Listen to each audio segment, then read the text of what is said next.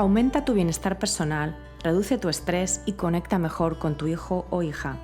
Esto es Cuando tu hijo es diferente, un podcast para madres y padres de hijos con cualquier diferencia neurológica, de atención, de comunicación o de desarrollo. Yo soy Magui Moreno y te doy la bienvenida a este programa donde comparto herramientas, técnicas y consejos prácticos para que disfrutes de tu vida y de tu maternidad.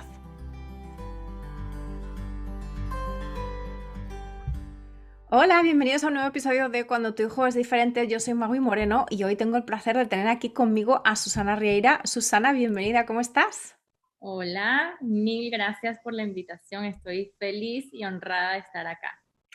Yo encantada de tenerte. De hecho, llevo muchísimo tiempo queriendo traer a alguien al programa para hablarnos de la terapia del lenguaje, porque es una de las grandes terapias, ¿no? O sea, una de las terapias principales para muchísimos de nuestros hijos con autismo, con otras neurodiversidades incluso. Y yo creo que a veces se puede apreciar como un poquito cajón desastre que decimos en España, de que como que se meten muchas cosas dentro de terapia del lenguaje.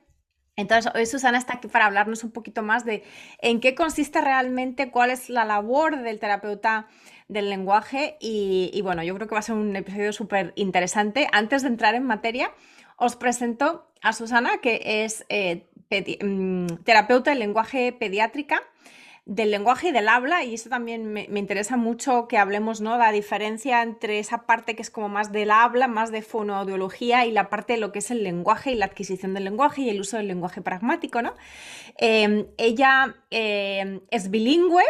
Reside en Miami, en Florida, y trabaja tanto en español como en inglés. Y de hecho tuvimos un live en su cuenta hace un tempito para hablar precisamente del bilingüismo y del autismo, que bueno, también es un tema que a mí en lo personal obviamente me apasiona por considerarme una persona bilingüe y tener a un niño que en su momento quise que fuese bilingüe. Susana recibió su licenciatura en psicología en la Universidad de Miami y su maestría en ciencias en patología del habla y del lenguaje en la Universidad Nova Southeastern, donde se graduó con honores, y ella tiene una clínica que se llama Oak Therapy y tiene una amplia experiencia trabajando con una variedad de trastornos, retrasos del habla, lenguaje y alimentación. Así que de nuevo, Susana, bienvenida, encantada de que estés aquí. Cuéntanos un poquito, porque yo creo que esto es importante entenderlo desde el principio, que hay desafíos que suelen ser comunes, que suelen ser importantes en el desarrollo del lenguaje para varias neurodiversidades. Aquí vamos a hablar sobre todo de autismo, también teniendo en cuenta que hay personas dentro del espectro en lo que se considera nivel 1 que no siempre tienen esas diferencias o esas dificultades en el desarrollo del lenguaje, pero que pueden tener también dificultades en el uso pragmático, ¿no? Del lenguaje, en el uso real del lenguaje en situaciones dinámicas, naturales de la vida misma, ¿no? Entonces, ¿por qué es importante la terapia del lenguaje? Bueno, la terapia del lenguaje es fabulosa, no nada más porque yo la haga, sino porque puede llegar a ser muy, muy divertida si tienes el enganche adecuado con la terapeuta. Pero comenzamos desde el principio, ¿no?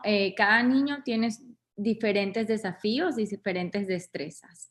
Los niños chiquititos que tienen un posible autismo o ya están diagnosticados con autismo, puede ser que tengan dificultades con la comunicación no verbal. Por ejemplo, con el contacto visual, con los gestos faciales. Por ejemplo, nosotros damos por desapercibido que un sí o un no moviendo la cabeza es una comunicación muy importante, y de hecho el 80% de nuestra comunicación es no verbal.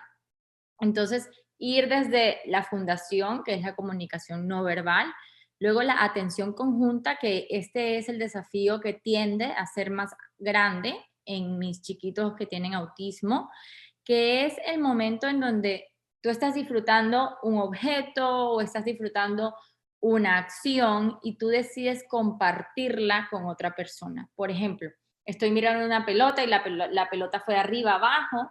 Un niño con autismo, no todos, porque sabemos que todos son distintos, pero un niño con autismo puede ser que disfrute el mecanismo de la pelota yendo arriba y abajo, arriba y abajo, arriba y abajo, y no tenga esa atención conjunta que es ese momento que miras a mamá para compartirle que la pelota es muy emocionante y se mueve de arriba y abajo, ¿no?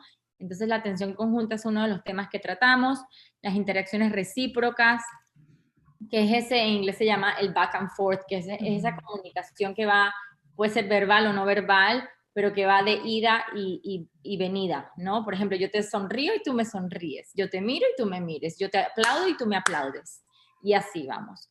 Luego la regulación emocional, que es un tema que se ve en todo el espectro, típicamente en los niños nivel 1, nivel 3, no amo tanto los niveles, pero solamente para que entiendan más o menos, que es ese momento en donde yo siento un sentimiento y exploto, y puede ser que el problema sea muy chiquitito, pero no tengo la capacidad de regularme. Entonces, esa es otra área que trabajamos.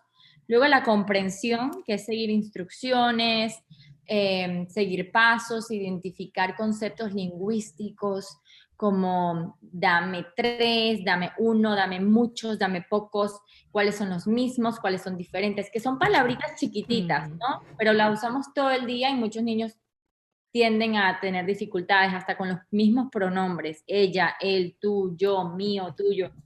Ellos tienden a veces a hablar como en tercera persona, porque si nos ponemos a pensar, los pronombres son bastante abstractos. Y luego, por último, que es lo que los padres me llegan de primero, pero es lo último en la jerarquía de necesidades, es el lenguaje expresivo, y es la capacidad de decir sustantivos, verbos, utilizar el lenguaje para dirigir una acción, utilizar el lenguaje para pedir, para protestar, para comentar y para conversar.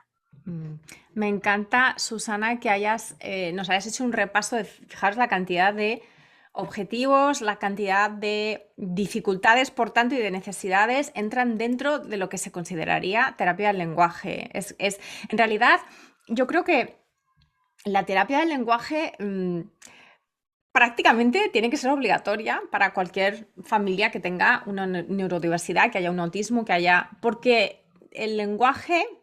Y de nuevo, es importante entender que no solamente hablamos del lenguaje verbal, sino también no verbal. El lenguaje, la comunicación, es lo que hace que los seres humanos seamos seres humanos. Es decir, y todo el mundo no solamente tiene la capacidad para comunicarse, la capacidad innata, sino también la necesidad innata de comunicarse, ¿no? Que de nuevo, no quiere decir que tenga que ser verbalmente, ¿no?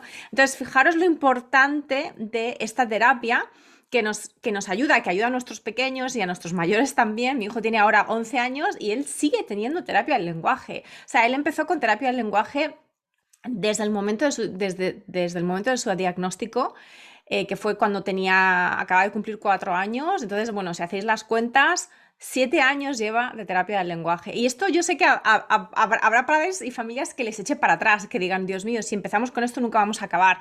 Pero de nuevo, los niños van evolucionando, van adquiriendo diferentes habilidades. Mi hijo, la terapia del lenguaje que realiza a día de hoy no tiene nada que ver con la que realizaba hace 7 años, por supuesto, y está muchísimo más enfocada en todo este aspecto, por ejemplo, de regulación emocional, de lo que es el currículum que se conoce en Estados Unidos como social thinking, lo que es todo el pensamiento social, ¿no? De cómo gestionas el tamaño del problema con el tamaño de la expresión, todo el tema de, por ejemplo, las inferencias en torno a la comprensión, todo el tema del sentido del humor, las ironías, el sarcasmo, el uso social del lenguaje, ¿de acuerdo? Entonces, no es que tengamos que pensar en la terapia del lenguaje como algo monolítico que nuestro hijo va a tener que hacer para el resto de su vida, sino que por supuesto que se adapta a las necesidades del niño o de la persona según va avanzando también en sus habilidades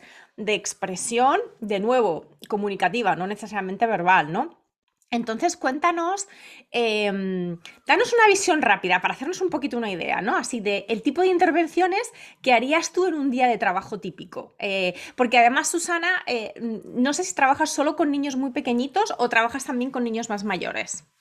Yo ahorita en este momento tengo niños hasta los 13, Ujú. pero sí he tenido hasta los 16, pero realmente lo que más veo son chiquititos de 1 año a 6, 7, y ya los más grandecitos son como que van y vienen de vez en cuando, pero ese es mi gran enfoque. Pero bueno, la terapia del lenguaje empieza con una evaluación. Ese es el punto de partida en donde los papás llegan, me hablan de su caso, qué les aterra, qué áreas de fortaleza tiene el niño, que es algo súper importante, ver las destrezas y cómo hacerlas más fuertes. Y ahí se hace un examen estandarizado y unas observaciones informales. ¿Okay? El examen estandarizado es lo que aterra a los padres, Mm. ya que típicamente salen un poquito bajos, porque estamos comparándolos con todos los niños. O sea, el parlachín que habla 150 palabras a los 18 meses, lo cual no es normal, y al niño que tiene 18 meses y todavía no dice la primera palabra. Entonces, cuando se hacen estos exámenes, los papás se aterran un poco y ahí les explico, todo va a estar bien. Es importante hacer el examen para ver en dónde estamos empezando, cuál es el punto de partida. Y para de aquí a 6 meses volver a hacer el mismo examen para ver el progreso, ¿no? La idea es hacer terapia, ver progreso, ajustar los objetivos y después hacer más terapia dependiendo de los objetivos. Entonces, como tú decías, sí, mi hijo, la terapia de hoy en día nada que ver con la terapia de hace 7 años. Exacto, porque cada 6 meses se le hace su revisión y se ajusta todo lo que se ha cumplido y lo que no se cumplió para volver y seguir la terapia para las necesidades. Siempre, siempre viendo las debilidades, pero enfocándonos en las destrezas, es que vamos poco a poco. En un día normal de terapia, bueno, después de la evaluación, empezamos las sesiones. Me encantaría decirte que planeo mis sesiones y son perfectamente hechas y hacemos 200 actividades, pero no, yo me enfoco en el juego y yo me enfoco en seguir la rutina del niño para que él me enganche a mí en su juego y en lo que él está interesado, ¿no? Yo creo firmemente que no hay que obligar a un niño a sentarse en una mesa y a jugar con tarjetas o flashcards, porque eso no tiene nada no tiene funcionamiento y no es del día a día. En el día a día tú y yo no estamos con unas tarjetitas dándole y diciendo carro, pelota, planta. No, en el día a día tenemos que enfocarnos en las cosas que son funcionales, como, hey, ¿cómo estás? Quiero saltar, me gusta esto, eso no me gusta, basta, ven, que se puedan quejar, que puedan pedir, que puedan comentar. Entonces empiezo con la terapia con un objeto o un juguete a ver si les interesa. Si les interesa, buenísimo, lo hacemos y nos enganchamos, y si no, buscamos uno nuevo. Para aquellos niños que tienen problemas con transiciones, utilizo un horario visual, el cual es negociable, ya que yo sigo el juego del niño. No es que porque dice que vamos a hacer la pelota, es que vamos a hacer la pelota. Si no te gusta la pelota, es un momento increíble para enseñarte a protestar y enseñarte Mm. que no te gusta. Entonces, eso es lo que hacemos en la terapia, seguir un horario negociable, trabajar las transiciones, y por medio del juego que se escoge, que el niño escoge, ir metiendo mis objetivos. Ya mis objetivos están preplaneados, me los sé de memoria, llega un punto que de tantas veces que los haces es como ya nativo para nosotras, y, y conoces al niño como si fuese tuyo prácticamente, entonces ya sabes hacerlo de una manera que no importa el juego que el niño invente, ya sabes cómo agregar los conceptos lingüísticos, el lado social, pragmático en cada actividad. Entonces es alrededor del juego, luego los últimos 5 minutos hablo con mamá, le enseño lo que hicimos, le mando videos de las actividades para que lo vuelvan a hacer en casa, porque si no hacemos lo que hacemos en la terapia en la casa, olvídalo. El progreso no va a ser igual. Y sé que esto es la parte que los papás, no quiero, porque ellos tienen que trabajar, hacer comida, limpiar, bañarlos, etcétera, y no hay tiempo. Pero de verdad que cambia el panorama completamente cuando los papás están involucrados. Entonces me gusta mandarles videos porque es como visual y más tangible, como que, oh, mira, cuando ella hace esto, esto pasa. Y de alguna manera puedan replicarlo. Y ya, luego de ahí pasa la hora, dependiendo de lo que se le haya recomendado al niño. La duración de la terapia no siempre es igual. Hay niños que tienen 30 minutos, 45, máximo una hora. Yo no creo que una terapia debería ser más de una hora porque pierden el enfoque, se cansan, yo pierdo el enfoque, yo me canso. Claro. Entonces, recomiendo máximo una hora y la frecuencia, o sea, los días, también depende del niño. Si el niño necesita más, se le recomienda más. Si el niño necesita menos, se le recomienda menos. Entonces, lo que es la frecuencia, la duración, que es una pregunta que siempre me hacen, ¿cuánto tiempo estará en terapia?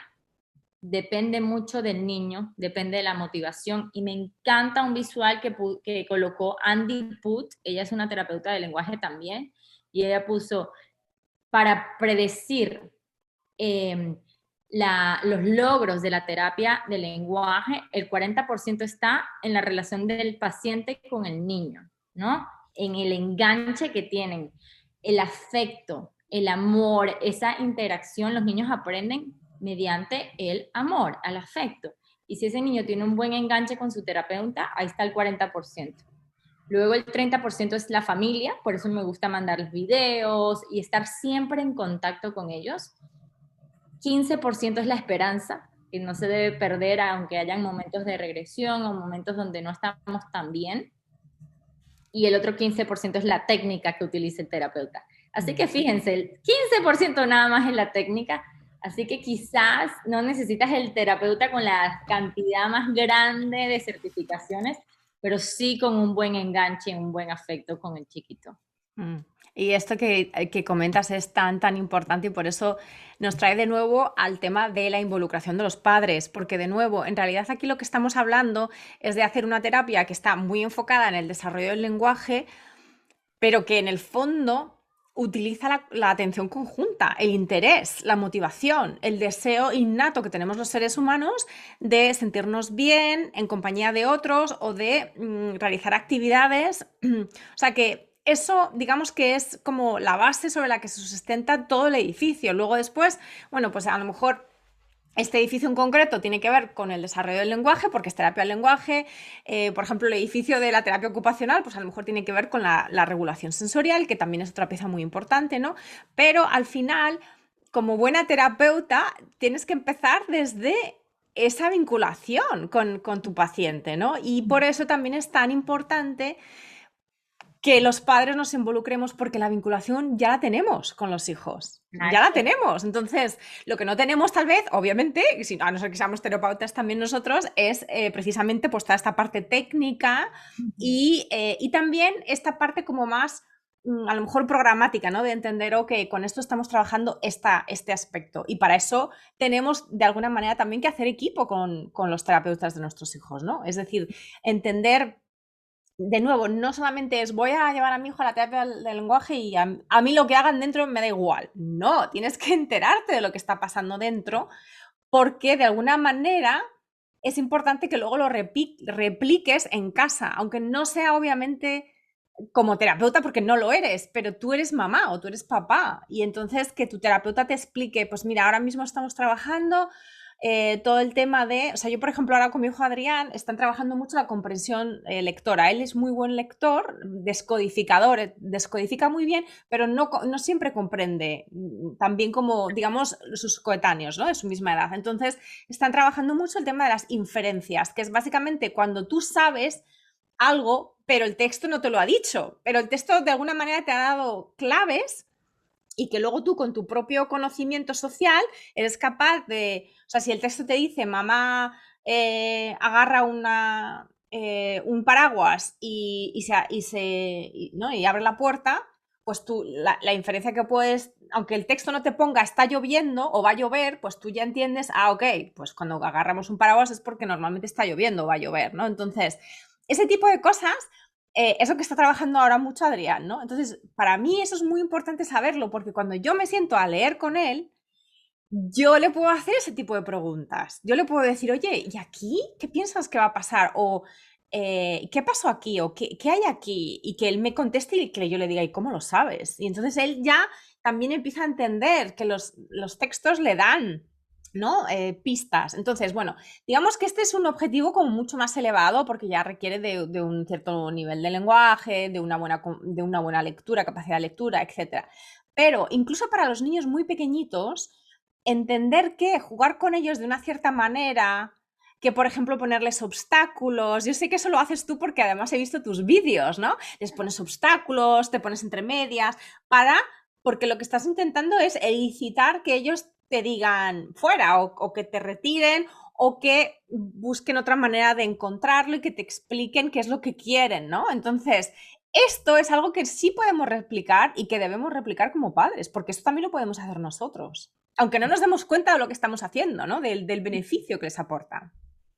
Sí, eso es totalmente, y me pasa mucho que sin ofender veo, porque también lo hago yo con mis sobrinos, yo no tengo hijos, pero todos lo hacemos. Nosotros somos como adivinas de ellos y los adultos somos adivinas de ellos, y veo mucho como las mamás y los papás tienen, por ejemplo, un vasito de leche en la mano y ya saben que cuando el niño medio eleva su mano, se lo dan. O el Ujú. niño llora, o el niño hace o un sonidito y ya se lo dan. Entonces ahí es cuando el terapeuta te puede enseñar, hey, no seas, deja de convertirte en el adivino de tu hijo, juega como que no sabes, hazte como, entre comillas, ¿no? La boba o el bobo, que no sabes lo que él está hablando, para ahí, en ese momento cotidiano que es tomar leche o tomar jugo o tomar agua, se convierta en un momento de interacción. Ujú. En vez de chillar o alzar la mano o decir un sonido o decir una palabra, vamos a convertirlo en algo más grande.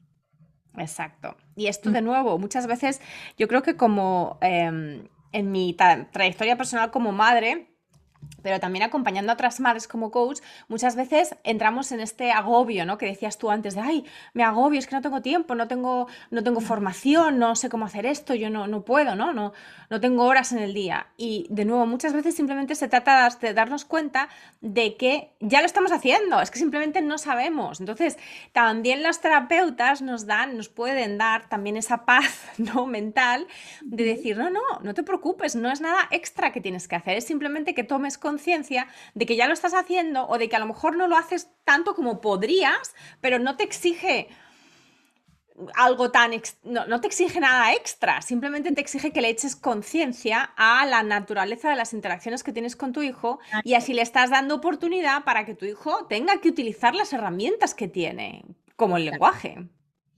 Sí, en Hanning, que es un curso que sé que tu hijo también participó y que yo estoy certificada, hablan mucho de convertirnos en la voz de nuestros niños, y como narrar y mientras observamos lo que ellos hacen, ir narrando y darle como mucho registro de información.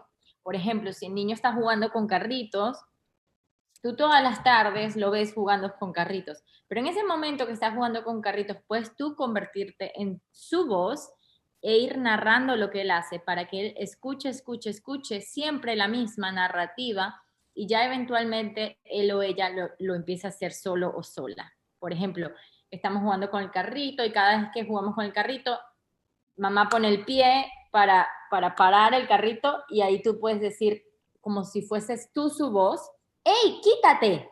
Y Mm. ahí quitas el pie.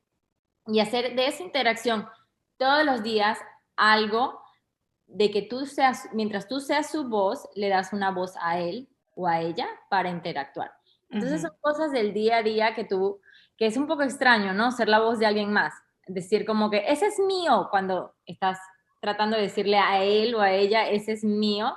Es un poco raro, ¿no? Por ejemplo, que tu hijo tenga un muñequito y alguien se lo quiera quitar y él nada más sabe gritar en ese momento, no sabe defenderse.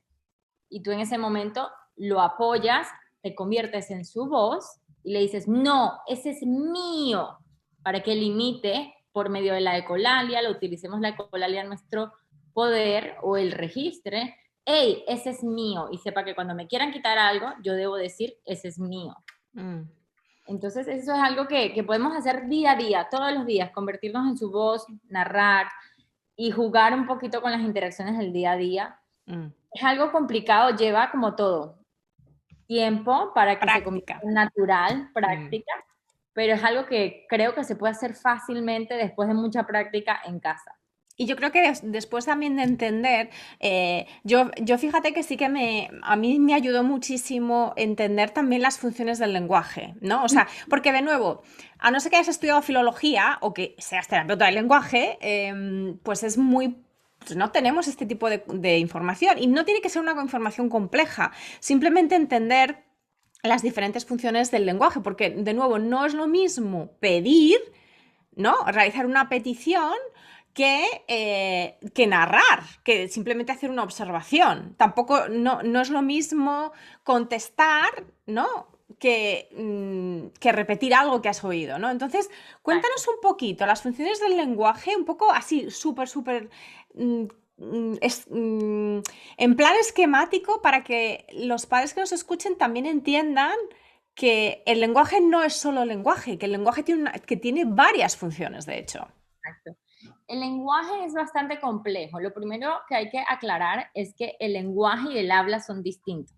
Ujú. Un niño con autismo puede tener dificultades de habla, que eso es la producción y la articulación de los sonidos, ¿ok? Pero son dos tratamientos distintos y son muy distintos. Como puede tener un niño con autismo ningún tipo de dificultad de habla, pero puede ser que sí tenga. Entonces, primero que todo, entender que la producción de sonidos no tiene nada que ver con el lenguaje. Ese es el paso número uno. Puede ser que él diga las cosas muy bien, pero no sepa dirigirlas, ¿ok? O puede ser que tenga las dos dificultades, pero eso ya te lo explicará el terapeuta del lenguaje cuando hables sobre tu niño en específico. En el lenguaje hay tres componentes, como los tres componentes más grandes, ¿no? Está la semántica, que es el vocabulario, que es lo que los papás creo que es lo Se que obsesionan. es lo que veo que más tratan de que el niño saque el vocabulario. ¿Qué es eso? ¿Qué es eso? ¿Cómo se dice eso? ¿Cómo se dice aquello? ¿No? El perro, el gato, la mamá, la tía, la prima, los nombres, todo eso es semántica. ¿Qué pasa? La semántica no es muy funcional si la dejamos solita. Necesitamos emparejarla con otras dos. La otra es la sintáctica, que es la gramática, ¿no? Cómo yo agarro una palabra como gato y cuando está en plural entiendo que se le agrega una S al final para decir gatos. O cómo llego yo y agarro un pronombre y lo junto con un sustantivo y después un verbo, ¿no? Esta es la gramática que en autismo muchísimas veces tienen dificultades entendiendo las normas gramáticas y es muy importante. Muchos de ellos como sustituyen o se les olviden, omiten los artículos, como dije antes, los pronombres son todo un tema Mm. y es un área que también hay que trabajar. Y luego la última, pero la más importante, es la pragmática, que es el lado social, el lado funcional del lenguaje. ¿Para qué me comunico? ¿Para qué dije perro? ¿Para qué dije gato? Ujú. Lo estoy diciendo para pedir, lo estoy diciendo para comentar, lo estoy diciendo para protestar, estoy diciéndolo de manera exclamativa, estoy diciéndolo como una pregunta. Son muchas cositas bien pequeñitas, pero que hacen que el lenguaje tenga como interacciones más amplias con las personas.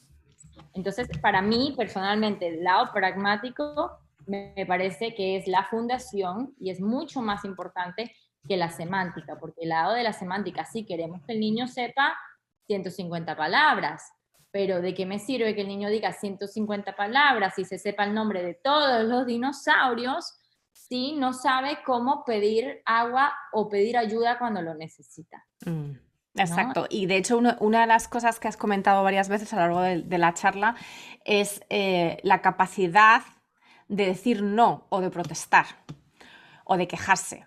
Y yo creo que esto es muy importante porque, de nuevo, muchas veces como padres venimos desde el paradigma de no hay que protestar, no hay que quejarse, ¿no? Pero y claro, cuando nuestros hijos son neurotípicos y tienen un desarrollo del lenguaje convencional, digamos, el esperado, ellos van a aprender, que lo queramos o no, y lo van a expresar y ahí entramos en guerras de poder. Pero cuando nuestros hijos no tienen un desarrollo del lenguaje típico y no tienen la capacidad de rechazar, de expresar su opinión o su preferencia, ahí es donde entramos muchas veces en los comportamientos desafiantes o en las desregulaciones sensoriales y emocionales. Y entonces Ujú. yo creo que es ético, o sea, éticamente necesario que entendamos la importancia para todo ser humano de poder decir no.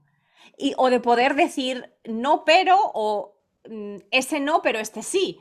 O Exacto. necesito agua, o no, No me necesito, no estoy bien, no estoy bien, o lo que sea, ¿no? No tiene por qué ser en negativo, pero expresar preferencias, ¿no? Entonces, cuéntanos un poquito más de eso, porque yo creo que esto es una habilidad muy, muy, muy básica, pero que muchas veces obviamos, no nos damos cuenta de que nuestros hijos están teniendo una pataleta, claro, desde nuestro punto de vista, entre comillas, pataleta, porque no pueden expresar su rechazo de otra manera, de una manera tal vez socialmente más aceptable o más funcional.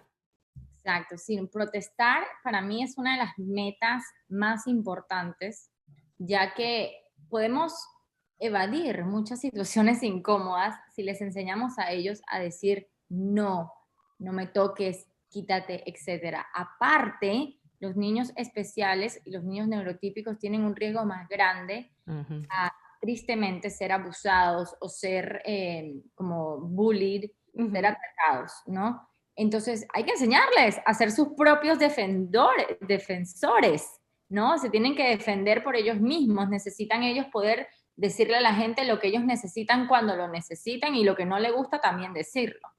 Entonces, uno, indudablemente, súper importante apoyarlos a protestar. ¿Y cómo se hace? Bueno, del modelo, desde convertirnos en su voz. Yo no puedo enfatizar más, o sea, la importancia que es ser su voz. Por ejemplo, le estás poniendo un zapatito que no le gusta. Tú sabes que ese zapato no le gusta, le pica, le estorba, no le gusta.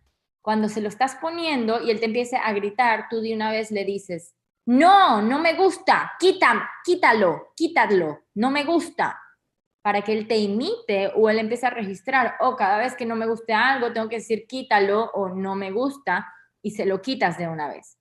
El otro punto también es respetar que ellos son neurodiversos. Su cerebro es único y sin igual. Van a ver cosas que a ellos no les va a gustar porque son incómodas a nivel sensorial, son incomodísimas. Quizás a un niño neurotípico tener la etiqueta de la camisa sea algo que ni siquiera él piense, mientras a un niño neurodiverso le está irritando, fastidiando y le impacta su calidad de vida. Entonces, ahí es cuando tú dices, tengo que escoger mis batallas. Tengo que escoger mis batallas. No puedo pelear con el pobre niño todo el tiempo. Entonces, respetar, ok, sí, enseñarle a protestar, pero también respetar esas protestas. ¿Por qué está protestando? Le pica la etiqueta. Entonces, vamos a llegar a un acuerdo de que a veces la etiqueta se va a quitar y a veces la etiqueta no se va a quitar. Entonces ahí es algo que me interesa mucho como llevar y dar como ilustración, ya que veo que muchas familias, esos comportamientos neurodiversos a la familia emocionalmente les afecta muchísimo, pero ahí es cuando tenemos que ser más empáticos y escucharlos, no pensar que ellos siempre nos tienen que escuchar, sino también escuchar nosotros a ellos. Totalmente de acuerdo y de hecho este podcast en realidad va sobre eso. Yo me enfoco muchísimo en el apoyo precisamente a las madres y a las familias Ujú. porque tener un hijo neurodiverso con autismo, con TDA, con lo que sea, nos exige cambiar a nosotros. Nosotros también tenemos que cambiar. De alguna manera también tenemos que soltar expectativas, que examinar creencias sobre lo que los niños pueden y no pueden hacer o no deben de hacer. Ujú. Entonces realmente es un trabajo también para nosotros, no solamente el darles apoyo a ellos, a nuestros hijos, sino también cambiarnos, transformarnos a nosotros mismos y darnos cuenta de que hay muchísimas cosas que tenemos que soltar y muchísimas cosas que tenemos que modelar de otra manera, de una manera muchísimo más respetuosa y empática, totalmente. Susana, cuéntanos, porque la comunicación verbal, ya hemos aludido a esto, ¿no? La comunicación verbal es una de las áreas precisamente con las que más nos obsesionamos los padres, sobre todo cuando hay autismo, porque ya sabemos que hay un tanto por ciento, yo no sé si es un 20% de personas dentro del espectro autista o un poquito menos, que nunca llegan a hablar verbalmente. Entonces, obviamente es una gran preocupación para los padres, sobre todo cuando los niños son pequeños y todavía no está claro si van a llegar a ser verbales o no. O bueno, son preverbales, ¿no? Digamos que el término creo que correcto es decir preverbal. Entonces, tú también trabajas la comunicación no verbal, cuéntanos un poco. Yo trabajo muchísimo la comunicación alternativa y aumentativa, Ujú. que son todos estos sistemas que apoyan a aumentar, como dice la comunicación alternativa y aumentativa, apoyan a aumentar la comunicación verbal como sea. ¿Okay? Todos nosotros utilizamos el CAA todos los días. Lo utilizamos cuando chateamos por WhatsApp, lo utilizamos cuando mandamos un emoji, lo utilizamos cuando mandamos como calentico o fueguito por Instagram, lo utilizamos todo el día, lo utilizamos con una mirada, todo el tiempo estamos utilizando modelos alternativos de comunicación. Entonces, ¿por qué no dárselo a aquellos niños que presentan dificultades comunicándose expresivamente? Esto no va a herir la posibilidad de que el niño se comunique de manera expresiva verbal. Esto lo va a aumentar, le va a dar como una fundación, un piso para que ese niño se eleve. Entonces, totalmente soy pro de apoyar de la manera que sea, bien sea con gestos, con señas, con pictogramas o con un sistema más tecnológico para que el niño entienda, uno, por qué nos comunicamos, dos, qué puedo obtener yo cuando nos comunicamos y tres, quitar esa barrera, porque si el niño vive toda su vida y depende toda su vida de su mamá, pues esto le va a herir hasta su autoestima. Ellos saben que no pueden. Entonces, si tú le das un sistema alternativo a este niño y él puede independientemente acercarse a la mesonera y decirle, yo quiero pasta con un sistema, el niño se va a sentir realizado porque él solito independientemente dijo algo.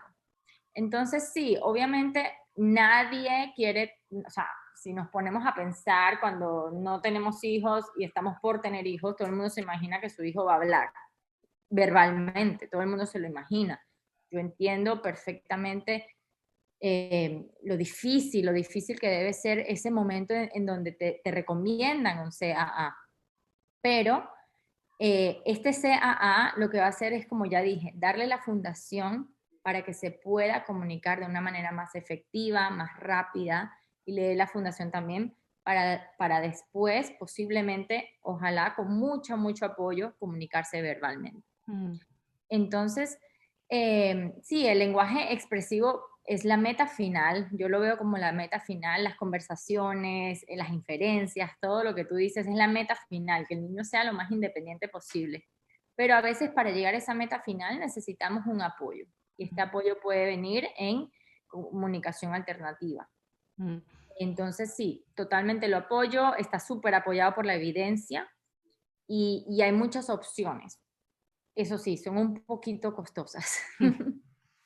Sí, pero fíjate que es curioso, yo vi, no sé si lo habrás visto, la película de La razón por la que salto, que está basada en el libro de un adolescente, bueno, que ya no será adolescente, ya será joven, japonés, pero en la película, la versión cinematográfica, son varios jóvenes en diferentes países y en Estados Unidos, que de hecho es aquí en Washington DC donde yo vivo, tienen a un par de jóvenes que se comunican con una hoja que tiene letras, que tiene simplemente las letras del abecedario, y entonces utilizan bolis para ir señalando, o sea, es como deletrear una Ujú. frase entera. Claro, obviamente cuando ves, y eso es totalmente low tech, porque eso es literal una hoja plastificada con el abecedario, ¿sabes? Es como tener un keyboard, como tener un teclado con el que vas por el mundo. ¿Qué pasa? Que claro, la otra persona no tiene que prestar atención y casi casi escribir según vas deleteando, porque ellos no lo verbalizan, sino que lo enseñan con el dedo, con un lápiz, ¿no?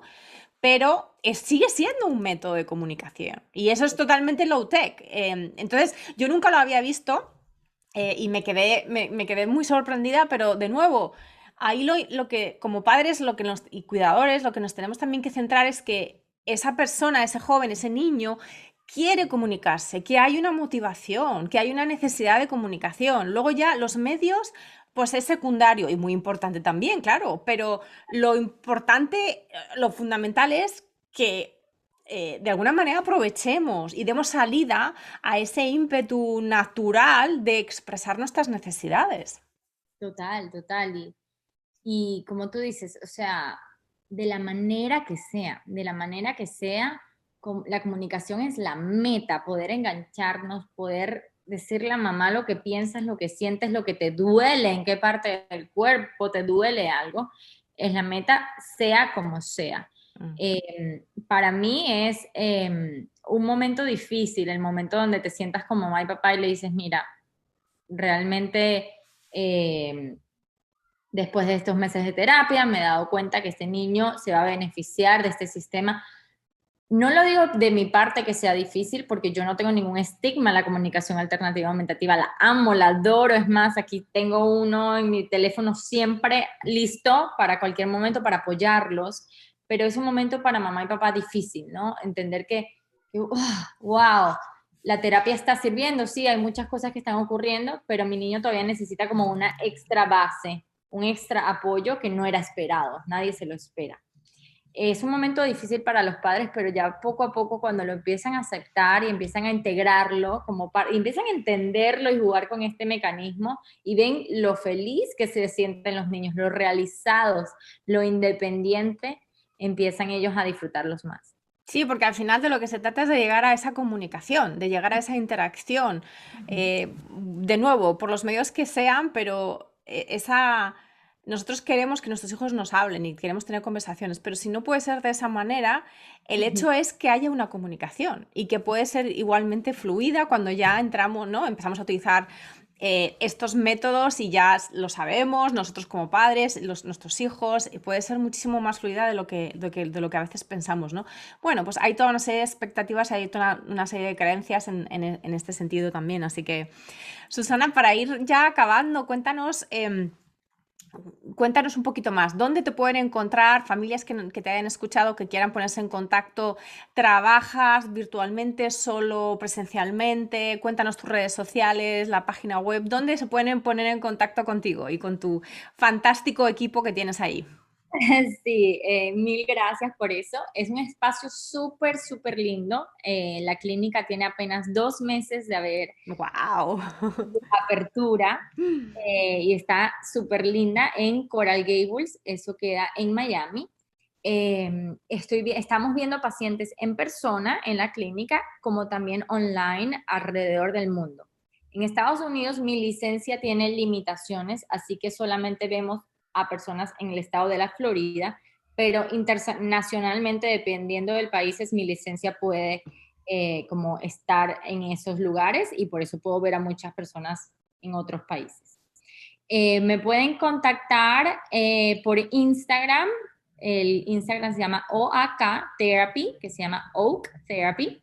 La página web también está súper disponible para que busquen más información. Se llama www.oak-therapy.com. Y cualquier cosita me mandan un mensaje directo, me escriben por email, que está también en mi Instagram. Me pueden escribir por mensaje de texto, cualquier cosita súper, súper, ¿cómo se dice? Approachable. Ni idea. Ahí está con el lingüismo, me Muy falla. disponible, muy disponible. Exacto. Para conversar antes de engancharnos para una consulta, una evaluación o hasta terapias. Así Ok, que no perfecto. hay ningún commitment, no hay nada, simplemente podemos hablar primero y después ver cómo podemos ayudarlos. Pues muchísimas gracias, Susana. Dejaré toda esta información de contacto en las notas del episodio. Os recomiendo muchísimo que sigáis la cuenta de Susana en Instagram. Si estáis en Instagram, yo la sigo y la verdad es que me encanta porque además, de nuevo, ofreces contenido en inglés y contenido en español, con lo cual, pues bueno, doble valor que aportas. Así que de nuevo, muchísimas gracias, Susana, por este tiempo que has pasado aquí conmigo. Sé que va a aportar muchísimo valor a las familias que nos escuchen y que muchas veces llegamos a esto de la terapia del lenguaje con, bueno, pues como que es una gran bola de muchas cosas que no entendemos y realmente creo que lo que me llevo sobre todo de esta conversación es la importancia de hacer equipo con la terapeuta, con el terapeuta del lenguaje y de entender que todas las interacciones a diario con nuestros hijos son una oportunidad para ir desarrollando su lenguaje a muchísimos niveles. Así que, de nuevo, muchísimas gracias, Susana. Y gracias, siempre a la orden. Me encanta hablar contigo. Chao. Gracias por escuchar Cuando tu hijo es diferente. Para no perderte ningún episodio, suscríbete en tu plataforma de podcast favorita o en YouTube. Si este episodio te ha aportado valor, por favor, compártelo con otras madres y padres en la misma situación.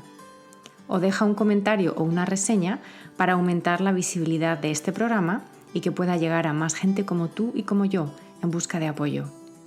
Si quieres saber más de mí, de mi trabajo y acceder a recursos gratuitos como el kit de primera ayuda, visita mi página web mauimoreno.com.